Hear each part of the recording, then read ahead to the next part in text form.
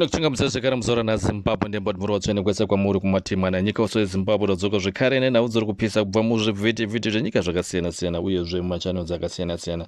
Pano patinenge tichiri kupai nhau dzinenge dzichiitika mukati menyika ine Zimbabwe. Rega nditange nenhau dzatiri kunzwa dziri kutrenda, nhau dziri kunetsa, nhau dziri kuitika mukugarisana kwedu muno munyika yeZimbabwe. Apa tiri kuona zviri kunzi izvo desperate Tafumanei uyo tinoziva mukuru wemauto uko achitaura kunzi iye ari kukumbira mauto ese kuti ange achive loyal oro kunge kuti ange achiteerera oro achinamata achipfugama pamberi paMnangagwa kuitira kuti tisaone izvo zvakaitika panguva yatakaona vaMugabe vachibviswa muna 2017.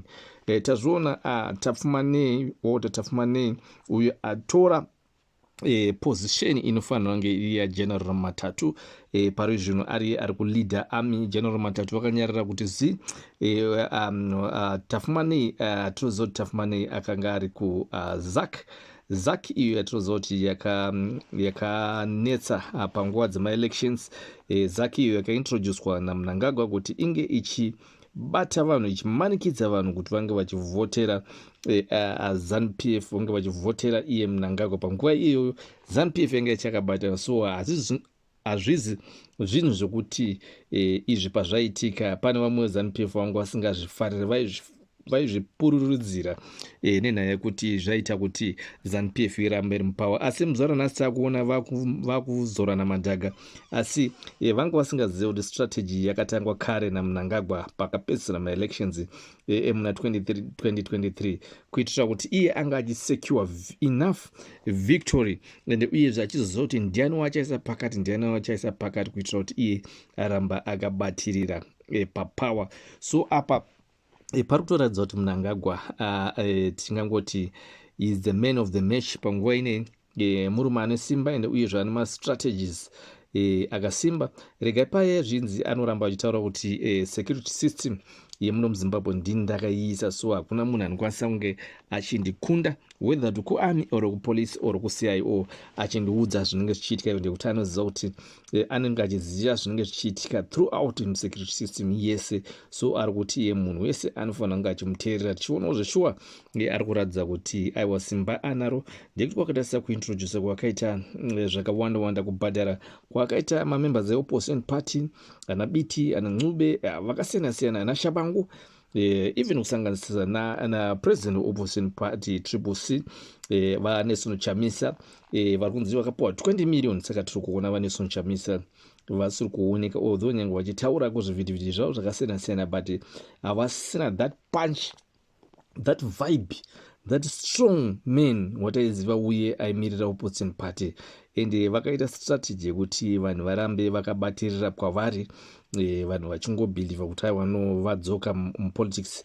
Takarangarira think pane 8 months vakatotaura kuti vandadzoka mupolitics, asi kudzoka kwacho hakuna akakuona kuti vadzoka mupolitics, ndekuti vada kuti vanhu varambe vasaite hasha, vanhu varambe vari soft. Mnangagwa achipusha zvaada kupusha kuti zvinge zvichiita, ndekuti zvese izvi zvanga zviri muagreement yavakasainira neZANU-PF kuitira 20 million is a lot of money yakapuwa US dollars. Ndisaka tichiona vakuru vese pakabva pakapuwa mari, vakuru vese ZANU-PF nyange vapi nevapi, hakusina munhu achaataka Chamisa semaatakire avaimita before 2023 election. Hauchamboona kana naMutsvangwa kana nani even nyange iye vice president kana Mnangagwa kana nani kana maMPs or maministers vachataura zviri strong zvokuti ataka Chamisa wachizoti ane crowd. Ndekuti izvi vakatoziva kuti no, this one was a deal done. Vachaona vanhu vazhinji vakatofuririka, vanga vasingazivi agreement yanga iripo naChamisa naMnangagwa. MPs aya akadzoretire achibva kuparliament, vazhinji vacho ndo vanga vatori masenior guys, vanga vatori strong.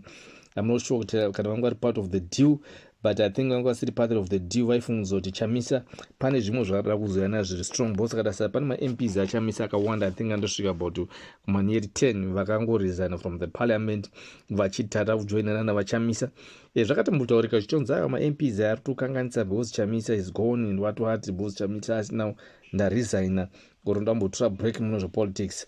So zvichireva kuti chamisa zveshuwa akadya mari dzeZANU PF. Tiri kuonawo so mamembers eZANU PF vaye maCIO vaye mablack suit o vayafamba vakapfeka zvokuti hamuzive kuti uyu ndiani. Vasairirwa munharaunda dzakasiyana-siyana vaendeswa kumagrowth point mumadhorobha mumabottle stores munge muchingwarira makombi rank medu maranks varida kunge vachiteera vaya vakange vachioposa that cab 3 kuti zvecab 3 ingaseta dead and buried vachiziva kuti vabudirira ndekuti vari kutya an uprising ndekuti vari kuona kuti this cab 3 chinhu chikuramba chiri topic yepamusoro ende uyezve chikuramba chichitaurwa nezvacho mumatima nenyika akasiyana-siyana. So varida kuti zvinhu izvi zvinge zvichibuda zvinge zvichipera ndekuti pari zvino Mnangagwa haana mapedzero anokwanisa kuaita kuti anga achikwanisa kupodza hasha dzevanhu. Haana kana project kuti anokwanisa kunyatsoita kuti taunza zvakadai so munyika, tagadzira mahospitals, tagadzira maroads, tagadzira zvakadai so chinhu chinonyatsobatika nokuoneka chinoattracta nyika kuti no but this guy here, that's why anga achida kuti zvinhu zvidai so. Tasemuone zvezvi vanhu vakuita sei mvura yanaka mumadhorobha, maroads anaka kumaruzevha, vanhu vari kuona mafertilizer, vanhu vari kurarama zvakanaka, vanhu mabasa industry yatanga achitanga kunoita ushamwari nenyika dzine mari. Ushamwari nenyika dzine mari hwakanaka. Ndaazanyeperwa venyangwa naSouth Africa uku ivana Ramaphosa vanotone ushamwari nenyika dzakawanda. Vakaenda paZambia pavanenge vachitivese mariberation struggle ese akarwa ese anotone ushamwari nenyika dzine mari, ndosaka mune maikonomi avari stable. Mozambique zvese zvoku I think chimunhu chakanyanyokanganisa futi unyanyokanganisa futi nyika yedu yeZimbabwe chikuita kuti irambe ichisarira zita rekuti comrade. Zita rekuti comrade rinofanira kunge richibviswa muZimbabwe ndekuti zita rekuti comrade ndo riri kukanganisa, ndo riri kuita kuti nyika yedu inge ichiramba yakasarira kusina munhu uchiona munhu achiedza kuti munhu comrade. Zita rekuti comrade ndo rutori the enemy yenyika yedu. Nenhaya yekuti kabhilifi kako kari kuramba kari mumusoro kwekuti comrade ndekari kuita kuti nyika yedu irambe yakasaririra, kari kuita kuti vanhu vasafunge beyond that comrade thinking, vachinongekafungirwa ngoti comrade. Hakuna imwe nyika unoenda ukaenda kuZambia kana kuMozambique kana kuSouth Africa kana kupi kwaunonzwa uchitaurwa zvokuti comrade rangangoti iword or ngangoti izita riri kushandiswa kuva kuti nyika yedu irambe ichinyura mumadhaka kwete kusumuka, ndekuti dai zvaibatsira kuti isumuke kuti comrade to understand kuti izvo kuti comrade ishamwari yangu yakandibatsira zvakadaiwo shamwari yako muhondo, but zita iroro rine chokuita nechokupa pakuparadza nyika yedu, rinofanira kunge richirasirwa pasi.